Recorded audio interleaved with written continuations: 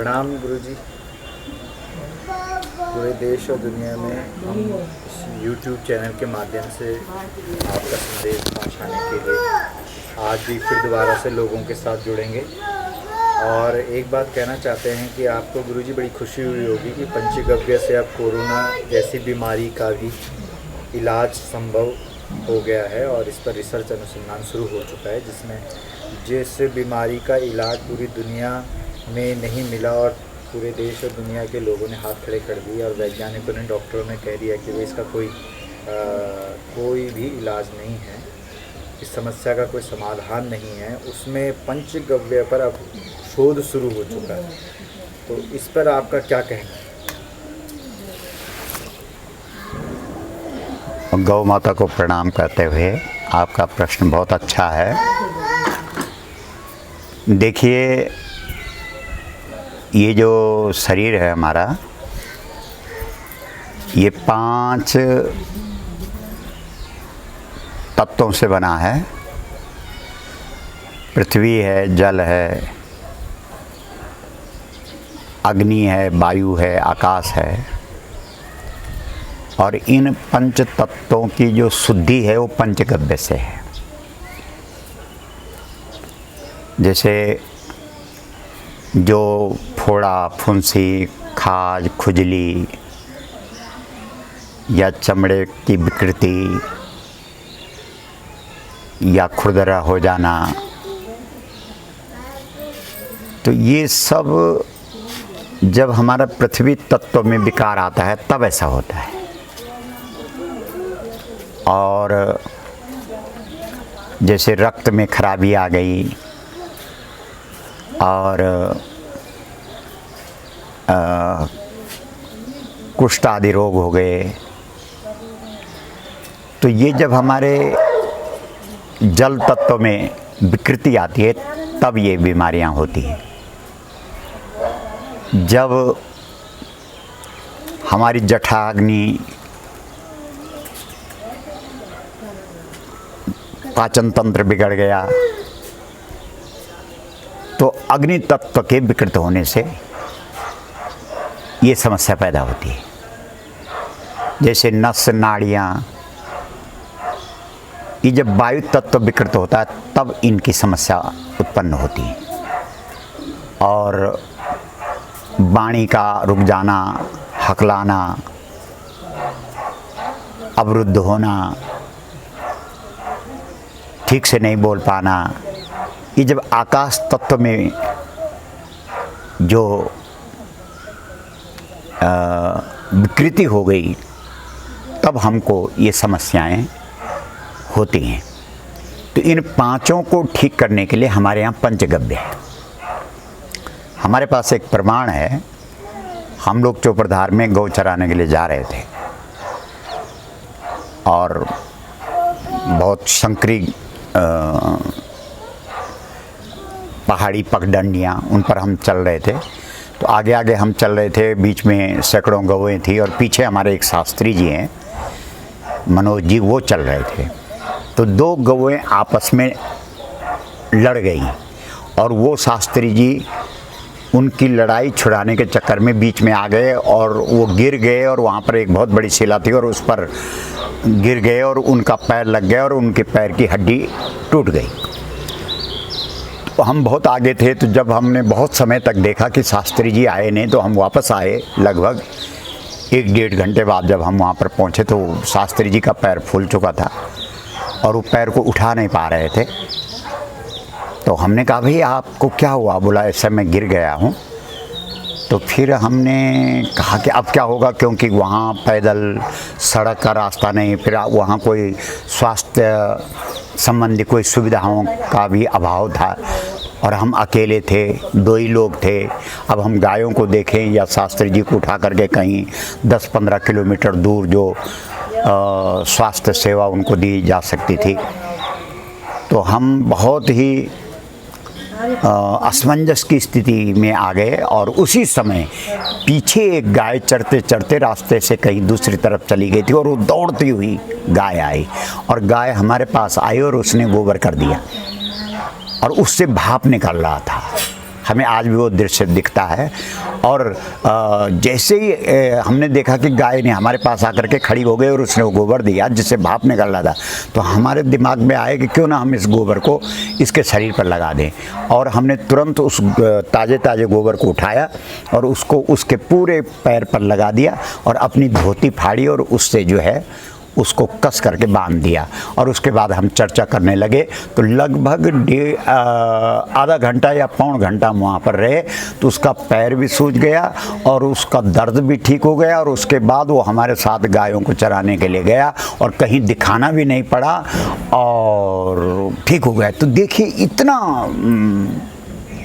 गोबर का चमत्कार था ये। तो जो पंचगव्य है, हाँ जी, इसका मतलब प्रचार में कमी है। प्रचार में कमी है। और सबसे बड़ी बात यह है ना कि किस समय कौन ब्रांड चल रहा है। इस समय गाय की उपेक्षा है। भारतीय जो हमारी भारतीय पद्धति में उपचार पद्धति है ना, उसको नकार दिया गया है। उसकी तरफ ध्यान नहीं है। जैसे आजकल का जो नौजवान होगा, पढ़ाई लिखाई भी वैसे भी, पढ़ाई लिखाई जैसी उसको शिक्षा मिल रही है, जो उसकी शिक्षा उसके अनुरूप वो चल रहा है। अब जैसे मानो आजकल का नौजवान है, अपने बूढ़े माता पिता के पास जाएगा और वो कोई उपचार बताएंगे तो वो हंसी उड़ाएगा, उनकी खिल्ली उड़ाएगा। क्या बोल रहे हैं, अरे अब बहुत आगे चले गए हम लोग, चंद्रयान पे चले गए, मंगल ग्रह पे पहुंच गए, तुम लोग वही पुरानी बातें करते हो। तो ये मन मस्तिष्क में ऐसी धारणा आज भारतीय संस्कृति के लिए बना दी गई है, इसलिए ये स्थिति हो गई। अन्यथा जो पंचगव्य है वो कोई भी बीमारी हो, पेट दर्द हो, बुखार हो, सिर दर्द हो, आंतों में किसी प्रकार का सूजन आ गया हो, या विकार, कोई हड्डी का विकार हो गया हो, यस्त्वगस्तिगतम पापम देहे तिष्ठति माम के प्रासनात् पंचगव्यस्य दहत्यग्निर्वेन्दनम। मतलब पंचगव्य संपूर्ण व्याधियों से व्यक्ति को समाधान दिला सकता है। लेकिन हुआ क्या कि उपेक्षा हो गई। अब जब उपेक्षा हो गई तो लोगों का इस तरफ ध्यान ही नहीं गया। तो अभी अगर पूरे देश के अंदर कहीं ना कहीं देखो, आज ये जो महामारी पूरे देश क्या पूरे विश्व में फैली हुई है और सब तरफ सबने अपने हाथ खड़े कर दिए हैं। और कोई कह रहा है कि 2 साल में इसकी ऑक्सीजन बन जाएगी, कोई कह रहा है कि 1.5 साल में बनेगी, कोई कह रहा है 5-7 महीने में बन जाएगी। और अभी तक इसकी कोई औषधि नहीं है। ऐसा सबने जो है ये उद्घोषणाएं कर दी है कि नहीं, हमारे पास कोई औषधि नहीं है। लेकिन हमारे ऋषियों ने तो पहले ही इसको करके देखा है। इसलिए हमारे जो सनातन धर्म ग्रंथ हैं उनमें तो इसका स्पष्ट उल्लेख है। प्रासनात् पंचगव्य से, आप पंचगव्य का प्राशन करो, मतलब उसका पान करो, उसका सेवन करो, तो संपूर्ण व्याधियां समाप्त हो जाएंगे।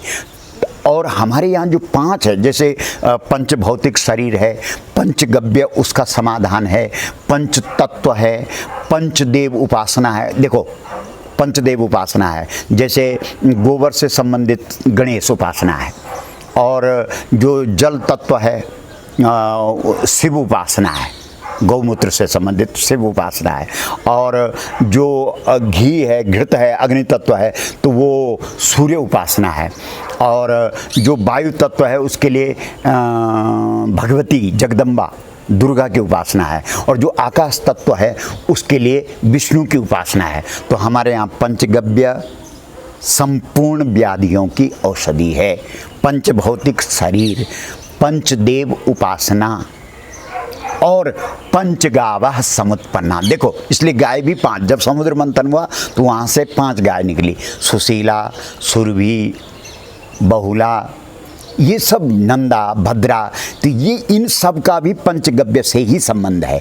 तो निश्चित रूप से भारतीय पुरातन पद्धति में सभी प्रकार की जितनी भी व्याधियां हो सकती हैं उन सब का समाधान पंचगव्य में है।